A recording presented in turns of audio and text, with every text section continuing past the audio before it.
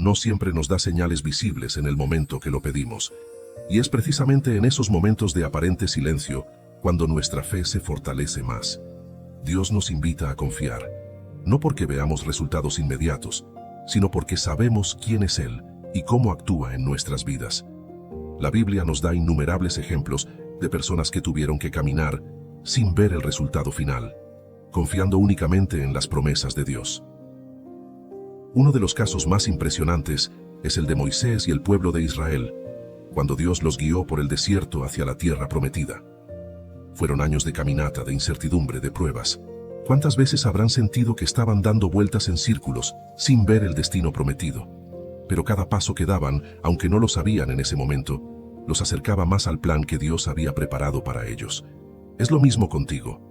Tal vez hoy sientes que estás caminando en círculos, que la bendición o el propósito que Dios tiene para ti está muy lejos, pero cada día, cada paso que das, te acerca más.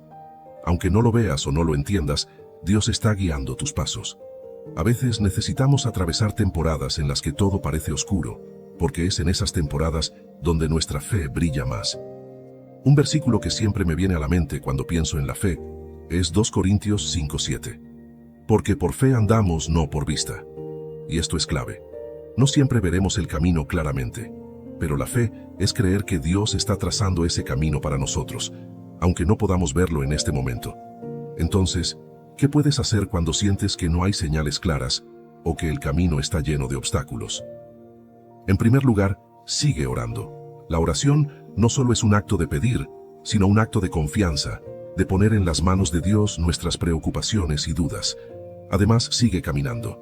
No te detengas por la falta de claridad. Sigue avanzando, sabiendo que Dios ya ha preparado el siguiente paso. Cuando llevamos un tiempo esperando y no vemos resultados, es normal que la tentación de tomar atajos aparezca. Empezamos a pensar, tal vez si hago esto de otra manera, podré acelerar las cosas. O, ¿y si trato de hacerlo a mi manera?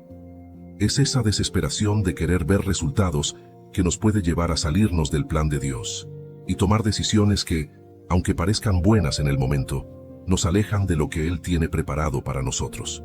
Esta tentación de tomar atajos no es nueva, y probablemente todos hemos caído en ella en algún momento.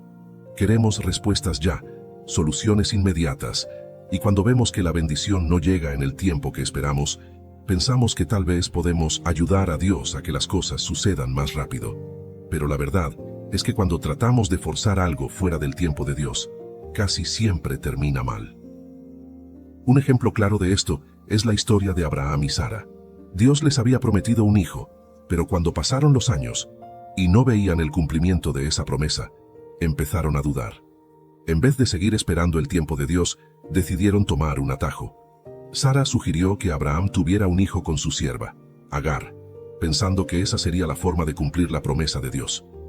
Pero ese atajo solo trajo complicaciones, dolor y confusión. No fue hasta que decidieron confiar plenamente en el tiempo de Dios que finalmente recibieron la promesa de Isaac, el hijo que Dios les había prometido desde el principio. Este ejemplo nos enseña algo muy importante. Los atajos pueden parecer una solución rápida, pero no llevan a la verdadera bendición. Dios no necesita nuestra ayuda para cumplir sus promesas. Lo que Él ha dicho que hará, lo hará. A veces, en nuestra impaciencia, creemos que podemos acelerar el proceso, pero en realidad, solo estamos complicando las cosas y alejándonos del plan perfecto que Dios tiene para nosotros. Además, cuando tomamos atajos, nos perdemos del crecimiento que Dios quiere producir en nosotros durante la espera. Jesús habló de ciudades que serían juzgadas con más rigor que otras por haber rechazado mayores evidencias. Mateo 11, 20-24. Dios conoce el corazón de cada persona. Él sabe quién realmente lo buscó y quién lo rechazó. Podemos confiar en que su juicio será perfectamente justo. La misericordia de Dios. ¿Pero qué hay de la misericordia de Dios? Después de todo, la Biblia dice que Él es misericordioso y clemente, lento para la ira y grande en misericordia y verdad. Salmo 103:8. ¿Cómo conciliar esto con la idea de la destrucción de los impíos? Es importante entender que la misericordia de Dios se manifiesta primeramente en la oferta de la salvación. Porque de tal manera amó Dios al mundo, que ha dado a su Hijo unigénito, para que todo aquel que en Él cree no se pierda, mas tenga vida eterna. Juan 3:16. Dios no quiere que nadie se pierda. Él da a todos la oportunidad de arrepentirse y ser salvos. La Biblia dice que Dios es paciente para con nosotros, no queriendo que ninguno perezca, sino que todos procedan al arrepentimiento. 2 Pedro 3:9. Incluso en el juicio final, la misericordia de Dios se manifestará. La destrucción de los impíos no será un acto de venganza, sino de justicia necesaria para eliminar el mal y el sufrimiento del universo. Además, la propia idea de que los impíos serán destruidos y no torturados eternamente es una manifestación de la misericordia de Dios. Él no se complace en la muerte del impío, sino en que se convierta y viva, Ezequiel 33:11, el libre albedrío y sus consecuencias. Una cuestión fundamental en esta discusión es el libre albedrío. Dios nos creó con la capacidad de elegir. Él no nos fuerza a amarlo u obedecerlo. Respeta nuestra libertad de elección, pero toda elección tiene consecuencias. Si elegimos rechazar a Dios y su oferta de salvación, estamos eligiendo vivir eternamente separados de Él. Y como Dios es la fuente de toda vida, esa separación resulta en la muerte eterna. C.S. Lewis, famoso autor cristiano, lo expresó de esta manera: hay dos tipos de personas, las que dicen a Dios hágase tu voluntad, y aquellas a quienes Dios dice que se haga tu voluntad. Dios respeta tanto nuestra libertad que permite que elijamos nuestro destino eterno. Si pasamos la vida rechazando a Dios, Él no nos forzará a pasar la eternidad con Él. Es por eso que la Biblia nos exhorta: escogeos hoy a quién sirváis. Josué 24:15. Nuestras elecciones diarias moldean nuestro carácter y determinan nuestro destino eterno. La urgencia de la decisión. Ante todo esto, queda clara la urgencia de decidir por Jesús. No sabemos cuánto tiempo tenemos en esta vida. La Biblia dice: y de la manera que está establecido para los hombres que mueran una sola vez, y después de esto el juicio. Hebreos 9:27. Muchos posponen esta decisión, pensando que tendrán tiempo más tarde. Pero, ¿y si ese tiempo no llega? ¿Y si hoy fuera tu último día de vida? Jesús contó una parábola sobre un hombre rico que hacía grandes planes para el futuro, pero Dios le dijo: necio, esta noche vienen a pedirte tu alma. Lucas 12:20. No podemos jugar con la eternidad. La decisión por Jesús es la más importante que podemos tomar en la vida. Determina dónde pasaremos la eternidad. El apóstol Pablo dice: he aquí ahora el tiempo aceptable, he aquí ahora el día de salvación. 2 Corintios 6:2. No hay garantía de un mañana. El momento de decidir es ahora. El valor infinito de un alma. Jesús hizo una pregunta provocativa: ¿qué aprovechará al hombre si ganare todo el mundo y perdiere su alma? ¿O qué recompensa dará el hombre por su alma? Marcos 8:36-37. Esta pregunta nos hace reflexionar sobre el valor inestimable de un dueño de varias parcelas. Era conocido por su carácter frío y su forma de tratar a quienes trabajaban para él. «Te pagaré con comida», dijo don Ramiro. «Pero si llegas tarde o haces mal el trabajo, ni eso te llevas». El niño asintió. No estaba en posición de negociar.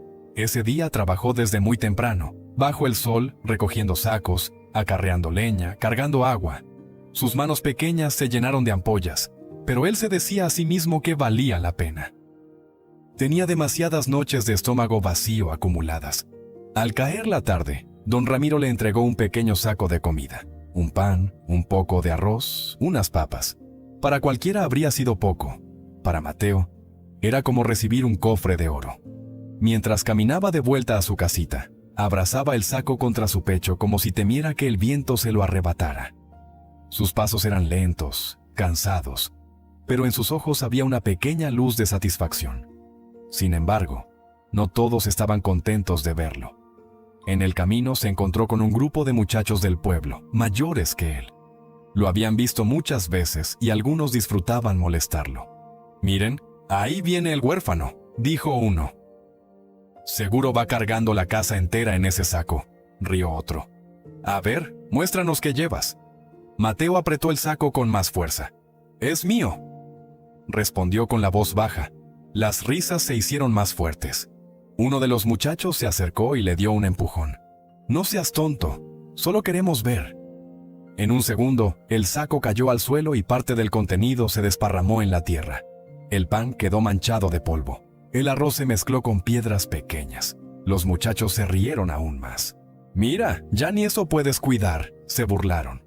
Mateo sintió ese viejo nudo en la garganta. No solo era hambre, era la sensación profunda de no tener a nadie que lo defendiera, de que su esfuerzo no valía nada, de que, aunque pusiera su corazón entero en trabajar, el mundo siempre encontraría una forma de aplastarlo. Cuando los muchachos se fueron, cansados de reír, el niño se arrodilló y recogió lo que pudo. Sacudió el pan con cuidado.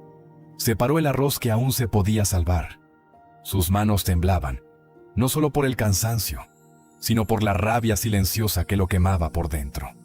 Caminó un rato en silencio, con los ojos húmedos, hasta que, como tantas veces, levantó la vista al cielo. «Dios», susurró, «yo sé que hay gente que sufre más que yo, pero ¿de verdad soy tan pequeño que ni siquiera me ves?». Hizo una pausa. «Si no vas a quitarme estas pruebas, al menos, dame fuerzas para no convertirme en alguien como ellos». Esa frase no era de un niño resentido, sino de un corazón que, a pesar del dolor, seguía eligiendo no endurecerse. Esa oración, sencilla y sincera, fue escuchada, aunque él todavía no lo sabía. El camino hacia su casa pasaba junto a un río. Era un tramo solitario, sin casas, solo árboles, piedras y el sonido del agua corriendo.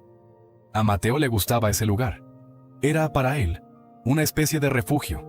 Allí podía llorar sin que nadie lo viera, pensar en su madre, hablar con Dios sin interrupciones. Aquella tarde, mientras se acercaba al río con el saco medio arruinado, notó algo diferente. A lo lejos, sentado sobre una piedra grande cerca de la orilla, había un anciano. Vestía ropas sencillas, gastadas por el tiempo. Tenía el cabello y la barba blancos y largos, y sostenía un bastón de madera. Parecía cansado, casi frágil, como si cada respiración le costara un esfuerzo. Mateo disminuyó el paso.